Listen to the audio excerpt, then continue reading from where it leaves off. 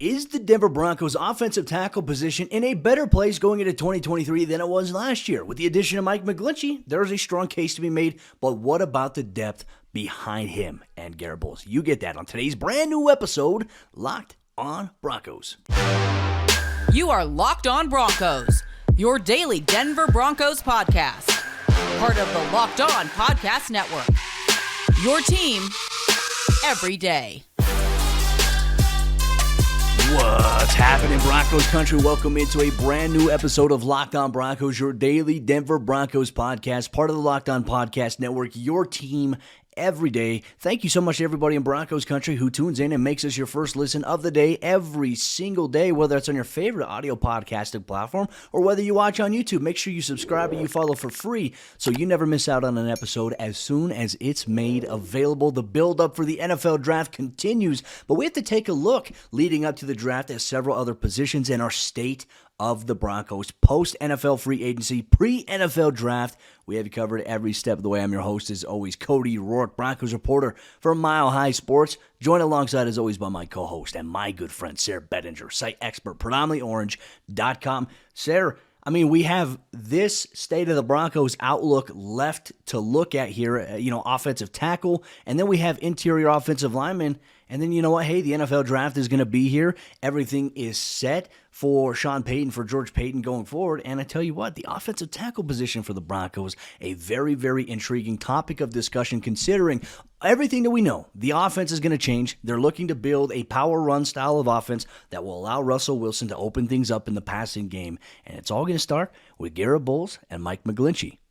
It is, Cody, and Mike McGlinchey, interestingly enough, and somebody in the comments, you can feel free to try and correct me if I'm wrong on this. I believe Mike McGlinchey is the only free agent in the entire 2023 class out of any player, any position, to get a 5-year contract from any team. So very fascinating that the Broncos, I mean, obviously you do that in order to what? Spread out the cap hits, get the guaranteed money that the player wants, and all those different types of things, work that into your salary cap and your situation. But kind of fascinating that he was the only guy out of all free agents to sign a 5-year deal, which I think indicates, at least if nothing else, it indicates to me, Cody, that Mike McGlinchey, he believes that he can be that guy to end the curse at the right tackle position, right? I mean, he talked about shortly after he was signed, he met with one of the Denver Broncos media people, I believe it was Phil Milani, and he was talking to him. He's like, I kind of just recently found out about this right tackle issue that the Broncos have been having, but he obviously said, I hope to be the one to kind of put that to rest, and that's what we need him to do, right? How big of an addition is McGlinchey compared to, let's say, last year? The Broncos go out, they signed Billy Turner, and everybody was excited about that because, well, Billy Turner's coming back. It's a reunion of sorts. He knows Nathaniel Hackett. He knows the offense. And then you sign Cameron Fleming. You bring him back into the mix as another option. And also, they re-signed Calvin Anderson last year. So you look at those guys, and all those three guys were in competition for that right tackle spot at some point or another, right? Being Anderson, Turner, and obviously Cameron Fleming. It ended up being another year of just constantly shuffling guys. How big is the McGlinchey pickup compared to that haul from last year, compared to even maybe the Jawan James pickup from 2019? Oh, man, that Jawan James one. That's nightmare fuel for everybody in Broncos country. I mean, that was one I think we were excited about, and unfortunately it just never worked out. And, yeah, there were some other things that happened there in terms of he just never available. Then everything kind of went downhill. I mean, it almost does feel like there has been a curse at right tackle for the Broncos, Sayre. And I agree. I think hopefully Mike McGlinchey can come in and rectify that. I do think the McGlinchey addition moves the needle a little bit more than, Billy Turner last year, being the guy. Because when Billy signed, he was coming up playing really, like, his career with the Green Bay Packers. He's played very, very well. He's been one of the best tackles in football. And his biggest issue had been injuries. Well, I mean, it's to the point now he's a little bit older. I mean, he even talked with new Broncos beat reporter Chris Thomason saying, hey, Denver doesn't have any interest in re-signing me. I know you and we've talked about depth, and we'll dive a little bit deeper into that on today's episode of the show. But for me, McGlinchey is a good signing that moves the needle if he stays healthy, right? And I think this is for every player, right? In the NFL, it's one of the most violent physical sports there is. everyone's going to get hurt. Everyone's going to get banged up, right? So when people say, oh, well, he's injury prone, everybody's injury prone. Everybody gets injured in the NFL. Sometimes it's reported, sometimes it's not, big of enough an ailment to be put on the injury report. But yeah, everybody gets injured. So for McGlinchey, there's some reps that he has. I think he was mainly brought in not only just to get the run game going, right? The identity of, hey, we want to maul opposing defenses. We want to wear them down and run them into the ground. But he's also pretty solid in pass protection as well. He's had some reps. Of course, everyone's going to go to the viral image of Micah Parsons kind of throwing him. But did Micah Parsons make the sack on the play? I'm just going to leave that out there, right? So he's a good addition. He brings you solidarity, but I think it leads to our next question.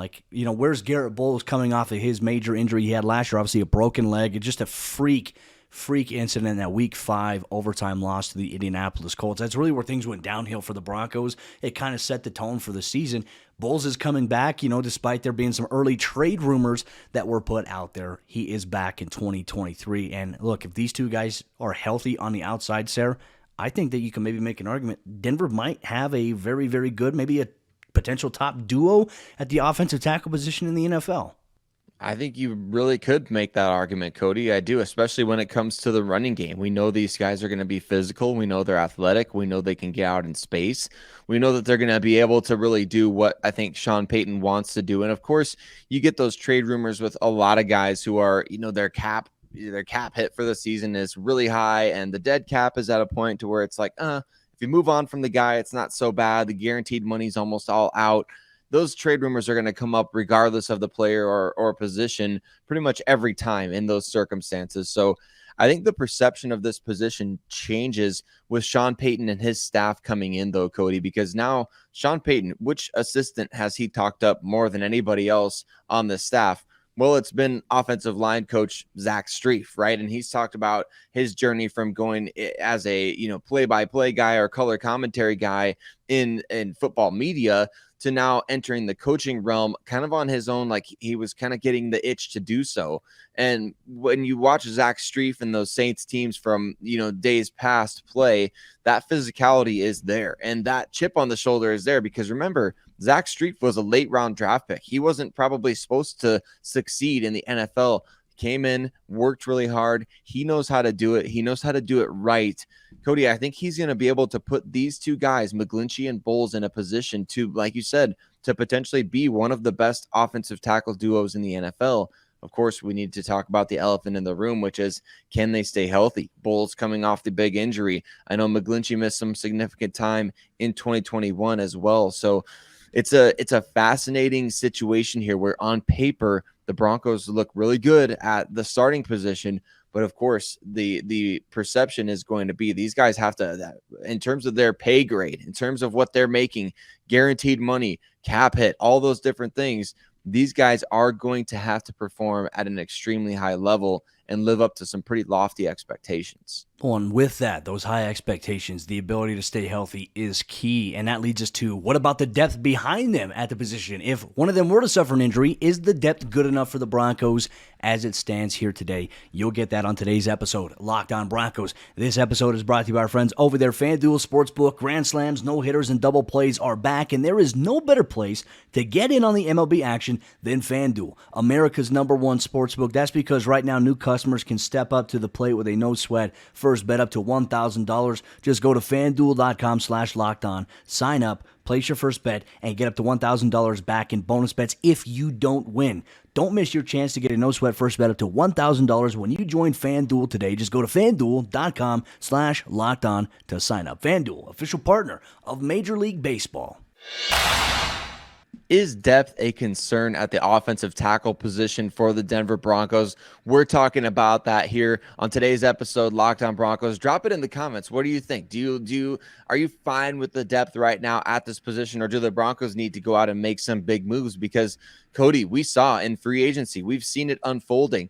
The Broncos have lost their most significant contributors from last year at this position, and that includes Garett Bolles, who was injured for much of the year with the broken leg.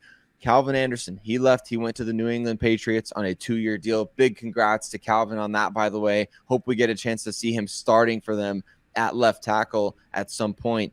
Billy Turner, like you mentioned, he remains a free agent, and it doesn't sound like a reunion is happening in Denver. Cam Fleming, he's still a free agent as well. We'll see about his status. I know he took a visit to the Jaguars, didn't amount in a contract at this point. So those two guys are still out there, Turner and Fleming. The Broncos losing these guys, though, Cody, it does create a big question mark in terms of the depth at this position going forward.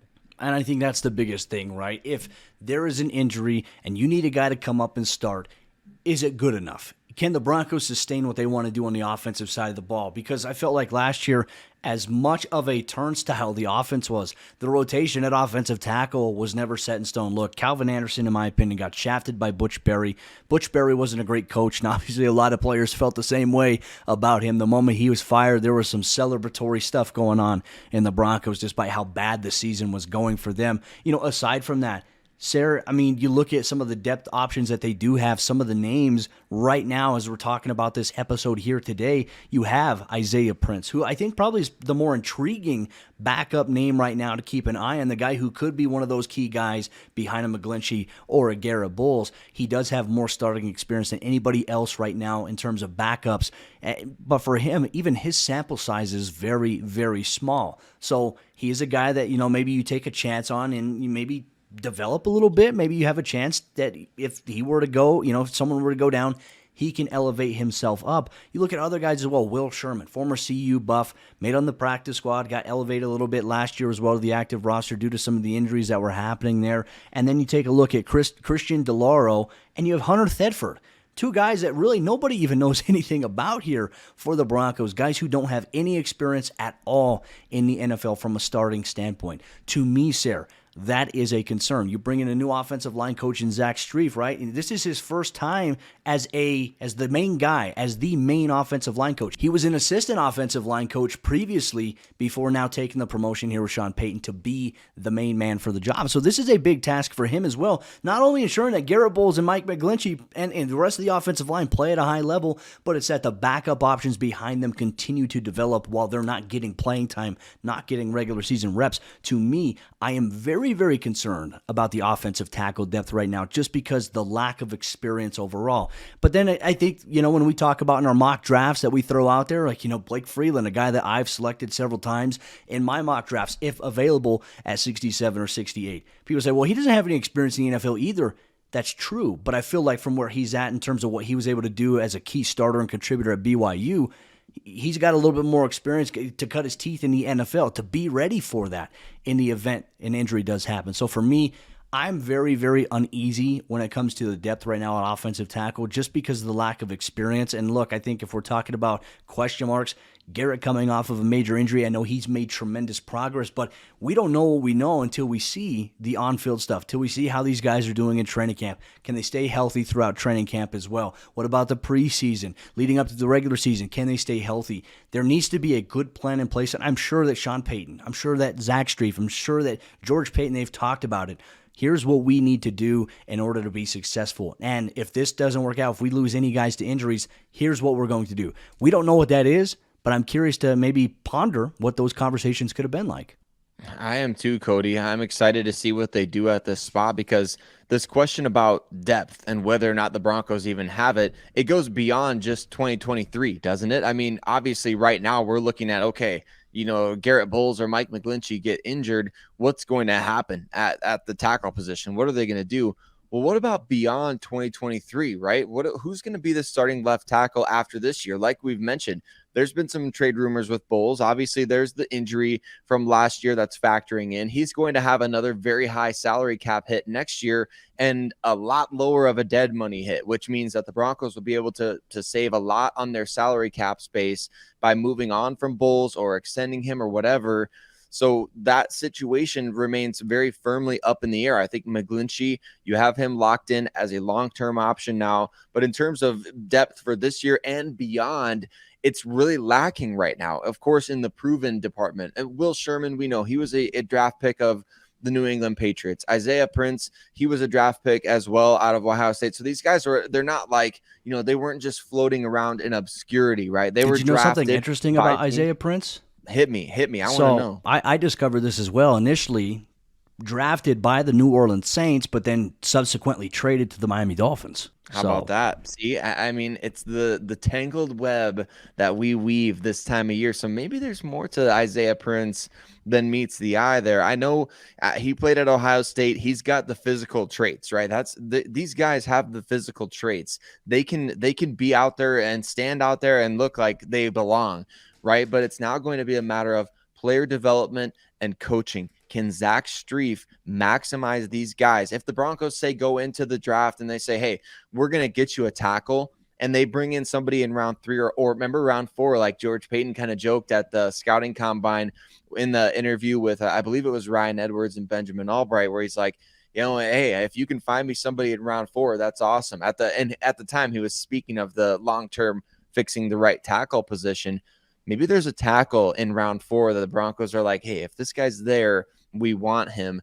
I don't know. Keep an eye on that. Remember those little nuggets that get dropped along the way. And if the Broncos do take a tackle in round 4, I know we're going to have a little fun conversation about it on this podcast. No, I'm excited to see how it all pans out. Look, the NFL draft is fast approaching, and maybe Denver adds a guy, this upcoming week when Denver is on the clock, whether they make a move into round 1, round 2, or whether they stand pat at 67 and 68, or if they make it maybe in one of the later picks. We will see what that means. I also imagine that they'll probably bring in an undrafted rookie free agent tackle as well. There tends to be a surplus of offensive linemen that get brought in as undrafted guys. You still have Quinn Bailey. I forget that Quinn Bailey's still on the roster. He did sign his ERFA tender.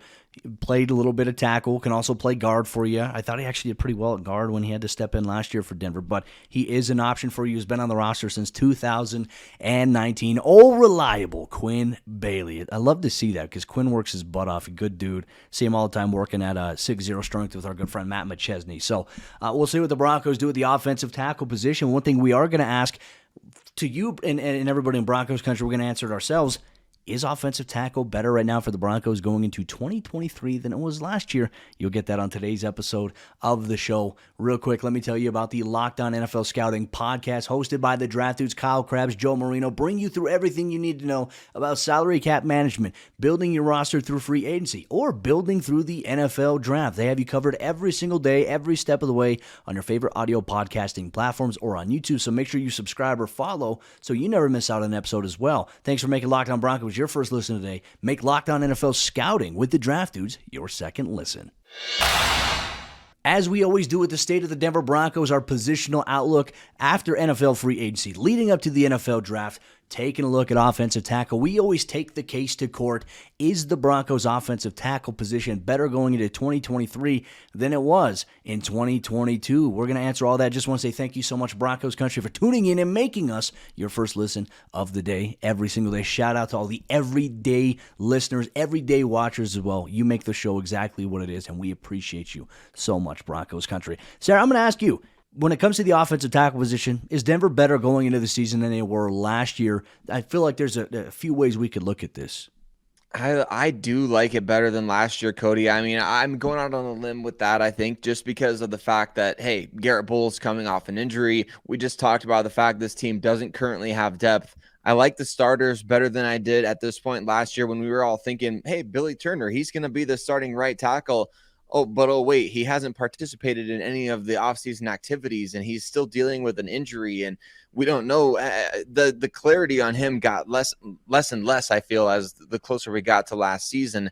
So last year, you didn't even really have a solidified starter at right tackle at all, even at this point in the year. Even if you thought, hey, Billy Turner, he's probably going to be the guy, it was still pitched as a competition, right? So I think now you have definitive 2 starters at these tackle positions. And I'm going to call my shot a little bit on this, Cody. I think the Broncos are going to come away with a tackle in this year's draft that gives people some confidence in the depth. Not necessarily to say, oh, man, that guy's a starter. If you pick a guy in round 4, are you really saying, hey, that guy's a starter? Not necessarily. I mean, it could end up being the case. But I think the Broncos are going to get somebody who's going to have the traits, who's going to have the ability to be a starter at some point down the line. I think everybody's going to be more confident about the depth at tackle after the draft. So I'm going to say, yes, this position is better than it was last year. I just remembered a Billy Turner story that sticks out to me from last season. Obviously, being there covering the team every day, It was cold. I think this was in the winter months. This was actually toward the end of the season after he came off the injured reserve, surprisingly. We're in there in the Pat Bowlen Fieldhouse. We're watching practice. We're watching them warm up before they run out because they had stations because it was like -5 degrees outside. And I just remember we're sitting there watching as the guys are running off to the field, and Billy Turner just screams to Flip. He's obviously the equipment guy, does a lot of stuff. And he says, "Lock these effing reporters in here, Flip." Like, I don't know if you remember that because I know our good friend Andrew Mason posted it. Yep. But that was just like, I was like, oh, what the heck did we do to you, Billy? Like, come on, man. But it's like, the media in the eyes of a lot of players, look, I see it firsthand. There are a lot of guys who are very shady and do a lot of stuff. They'll tell a player one thing, then they'll go say another thing, and it publicizes it in a wrong way. I get it. But it's like, man, that is a story that I remember about Billy Turner that really kind of summarizes last season in totality. It was like, this is where we're at. Like, this is the state of the Broncos in terms of 2022 with Nathaniel Hackett. It was a disaster, man. It totally was. Yes. But we saw everything kind of formulate and fall out the way that it did, especially in the offensive line, offensive tackle. We'll see where Billy Turner ends up. I wish him nothing but the best. He and I did have some good conversations at some points of the season, but there's definitely some frustration toward us media members about how the season was going. And look, I get it. It comes with the territory. It's part of the job. But aside from that, like at starter, yes, I feel like Denver's in a better place going into the season than they were last year. We talked about it as well. The depth has me a little uneasy because, you lose Calvin Anderson, who realistically should have been starting for you. But if he wasn't starting for you, was a really, really, really damn good backup who was capable of starting. And right now, we don't think that there's any guy. I mean, Isaiah Prince is the one guy with potential. But aside from that, I don't think there's anybody else on the roster right now that has that capability and that potential that Calvin had and provided for the Denver Broncos. In my opinion, that's hard to replace, and we'll see. We'll see Calvin this year when he comes to town as a member of the New England Patriots, starting for Bill Belichick. But I agree with you. I think that maybe they do add a tackle, and I would not be surprised if it's with 67 or if it's with 68. How would you feel, though? Let me throw a curveball at you. How would you feel if they maybe traded up maybe into round 2 and got an offensive tackle? How would you feel if the Broncos did that? Cody, I'm going to smack that curveball over the left field fence here. I think absolutely I'm for this because, look, there's not that many offensive tackles in this class that you're looking at and saying, hey, I definitely want that guy. Let's say, I'm just throwing some names out there because obviously the Broncos don't have a first or second round pick. So it's not like we're, super well versed in the guys that are going to be available then. But Darnell Wright, DeJuan Jones, Broderick, I believe it's Broderick Jones as well from Georgia. So if any of these guys are sitting there and you're sitting there thinking to yourself like, man, like this guy could be a starter for us. I've said this before. I'll say it again. If you believe that a player in this class could be a starting left tackle for you, maybe you even work in, I know people are going to hate that I'm going to say this, maybe you even reopen those wide receiver trade rumors to say, hey, we want to get into round 1, the back end of round 1, or we want to get into the top part of round 2 to go get this guy. We need to have this guy on our line. Anton Harrison from Oklahoma is another player that just came to mind as well. Cody, if one of those guys that you feel they can be a future starting tackle for you in the NFL, that's a premium position that you have to address going forward. And you may need to have a financially responsible option there because, look, you paid Mike McGlinchey a ton of money. What did we just hear from the 49ers after McGlinchey left, right? They're like, yeah, we would have loved to have kept Mike, but we paid Trent Williams a ton of money on the other side. And you just, with the way that you build the roster in other ways, you have to make some sacrifices. Why would the Broncos be exempt from that? They're not going to be able to have the highest priced options at every position. So maybe that means, hey, we need to maybe move on from Bolles after this season and bring in a guy that can start. If you feel like that guy can start, I'm all for making that move to go up. What do you say? Yeah, no, I'm with you there. And what you said really makes sense, right? Because look how much Russell Wilson's getting paid. Jerry Jeudy is in a contract year, and if the Broncos really want to pay him, he's going to get paid a pretty decent contract. It's like, what do you do? Like, you can't allocate all this money, even though that Denver, honestly, it was surprising to see that chart that most of their money was invested in the defense, which makes sense, right? The defense has been balling out. But it's also crazy to think about because you get Surtain's deal that's coming up eventually. Some other guys on the roster as well that you may want to extend. It's a very, very unique position, but it looks like it could be shifting to where now the offense is going to be the higher priority paid positions here for the Broncos going forward. So we'll see how it all pans out this week here. We'll have you covered every step of the way here, Locked On Broncos. We have one more State of the Broncos episode for you where we're going to take a look at the interior offensive line at center and guard. We're going to look at options. We're going to see, did Denver get better at those positions? You'll get that on tomorrow's episode, Locked On Broncos.